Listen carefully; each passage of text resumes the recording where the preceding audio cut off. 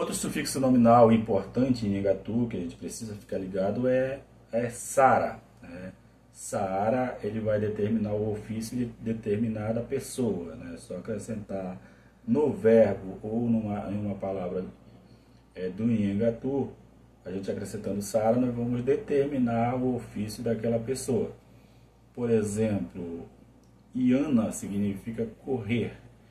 E aí, se eu coloco Iana Sara, significa corredor, né? Yuka significa matar, o verbo matar. Mas se eu coloco, acrescento Sara, eu vou estar dizendo que ele é um matador. Ou por aqui Sara, por aqui significa trabalhar. E quando eu coloco, acrescento Sara, aí eu vou estar dizendo que ele é um trabalhador. Então eu vou determinar o ofício daquela pessoa acrescentando Sara no final da palavra.